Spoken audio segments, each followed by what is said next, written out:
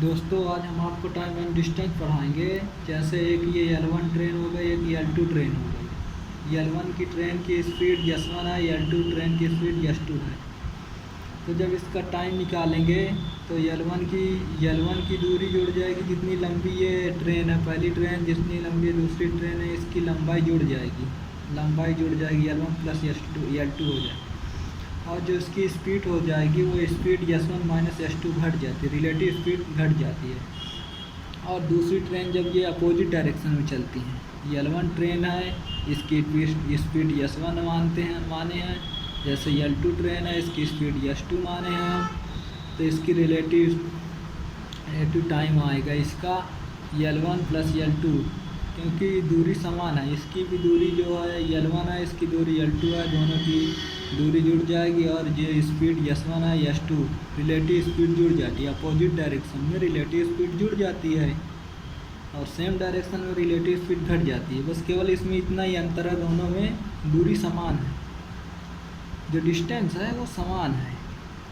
और इसमें relative speed ऐसे घटाते हैं, जो बड़ी होती है उसमें से छोटी वाली को घटा देते हैं, क्योंकि कभी स्पीड माइनस में नहीं हो सकती है। माइनस में हो जाएगी तो दौड़ेगा कैसे वो। यह दूरी फिक्स हो जाती है, डिस्टेंस जब फिक्स हो जाता है तो स्पीड समय के अपोजिट होता है। जैसे जैसे कंसेप्ट है x प्लस वाई बटे x minus y, x plus y बटे x माइनस वाई बराबर a बटे b दिया हुआ है। तो हमको x निकालना है और x बटे y जैसे निकालना है तो a प्लस बी कंपाउंडर डिपाउंडोमीटर इसको बोलते हैं। इसको a प्लस बी बटे a माइनस बी बराबर हो जाएगा x बटे y निकलेगा। ये होता है कॉन्सेप्ट एक, जो आपको आगे भी क्वेश्चन में देखने को मिलेगा। ICR में पूछा गया है, ये जो क्वेश्चन है ICR में पूछा गया है। जैसे एक यात्री ट्रेन और एक मालगाड़ी समांतर रेलवे में चल रही है। एक ये यात्री ट्रेन, एक ये मालगाड़ी समांतर ही दिशा में चल रही हैं, एक ही दिशा में चल रही हैं। यदि यात्री ट्रेन मालगाड़ी को पार करने में 4 गुना समय लेती है, यात्री ट्रेन मालगाड़ी को पार करने में 4 गुना समय लेती है। जब वे विपरीत दिशाओं में चल रही होती हैं तो यात्री ट्रेन का मालगाड़ी से गति से अनुपात क्या होगा। जैसे स्पीड बताया था आपको, एक ही दिशा में जब स्पीड रिलेटिव स्पीड होगी, जब विपरीत दिशा में जाएंगी ट्रेनें तो उनकी रिलेटिव स्पीड जुड़ जाती है। विपरीत स्पीड जुड़ जाती है रिलेटिव स्पीड में। जब सेम डायरेक्शन में जाती हैं तो रिलेटिव स्पीड घट जाती है। तो ऐसे इसमें दिया हुआ है 4:1। तो टाइम बराबर हो गया 1/4। 4 गुना बोल रहा है ना रिलेटिव स्पीड। मालगाड़ी यात्री ट्रेन, देखिए यात्री ट्रेन एक मालगाड़ी समांतर रेलवे ट्रैक पर एक ही दिशा में चल रही हैं। तो एक ही दिशा में जब चलेगी तो उनकी रिलेटिव स्पीड घट जाएगी। मतलब यात्री ट्रेन मालगाड़ी को पार करने में 4 गुना समय लेती है।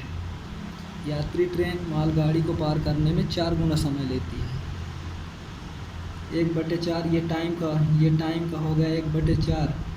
और डिस्टेंस होगा टाइम का स्पीड से टाइम का अनुपात 1:4 है।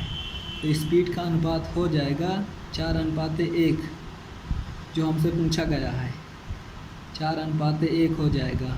और इसमें कंपाउंडर और डिपाउंडोमीटर जब निकालते हैं तो जैसे इसमें आपको समझाया था x प्लस वाई बटे x माइनस वाई बराबर a बटे b। जैसे समझाया था आपको x या y निकालना है तो a प्लस b बटे a माइनस b किया जाता है। तो इसमें भी ऐसे किया जाएगा 4 + 1 और 4 - 1 बराबर हो जाएगा 5:3। ये आपका उत्तर हो जाएगा। 5:3 कहाँ दिया हुआ है, ये उत्तर दिया हुआ है इसमें का, ये उत्तर हो जाएगा जैसे। और दूसरा क्वेश्चन देखते हैं, ये भी पूछा गया है आपके ही पेपर में। कन्फर्म नहीं है किस पेपर में पूछा गया, लेकिन एसएससी के ही पेपर में पूछा गया है ये भी सवाल। जैसे इसमें लिखा हुआ है 250 मीटर और 200 मीटर लंबाई की दो ट्रेनें समांतर पटरियों पर चलती हैं।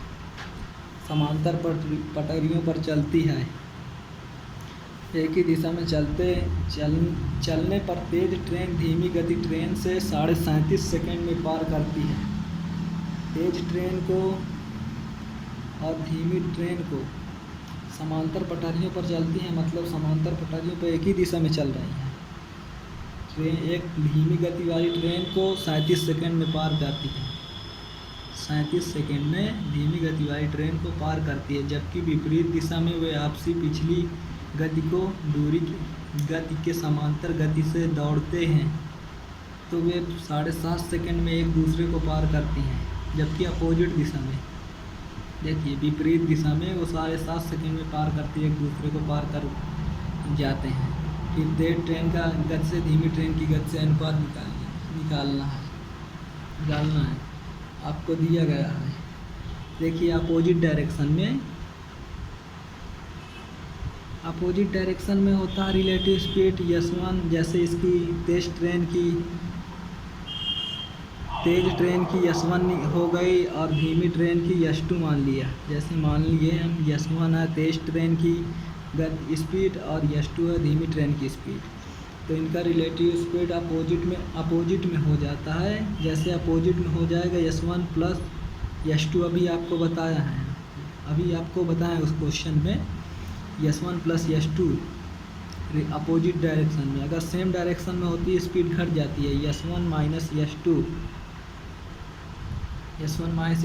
तो इसमें दिया हुआ है अपोजिट डायरेक्शन में 7.5 सेकंड लेती है।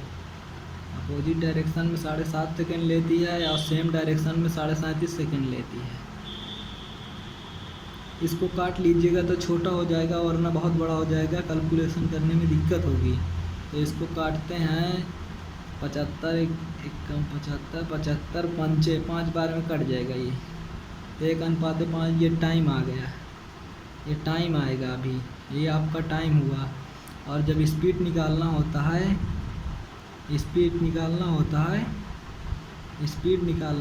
तो आपको पता है कंपाउंड में डिपाउंड मीटर वो लगाते हैं, कंपाउंड डिवाइड फार्मूला लगाते हैं इसमें। जैसे 5+1, देखिए ये टाइम हो गया और इसकी स्पीड हो गई। स्पीड इसका मतलब उल्टा होता है, उल्टा, तो 5/1 हो गया इसका, 5/1 इसको हो गया। स्पीड इसकी 5:1 अनुपात में आ गई है। और इसका ट्रेन गति से धीमी गति का अनुपात निकालना है। तो ट्रेन मतलब तेज़ी गति का अनुपात, तेज़ी वाली ट्रेन होगी जो 5+1 हो जाएगी, जो धीमी वाली ट्रेन है तो 5-1 हो जाएगी, ये 6/4 हो जाएगी। 6/4 होगी तो इसको 2 से काट दीजिएगा, 3:2 आ जाएगा। 3:2 आपका उत्तर हो जाएगा, जो कि ये लिखा हुआ है। बताइएगा दोस्तों कैसा लगा आज का कॉन्सेप्ट।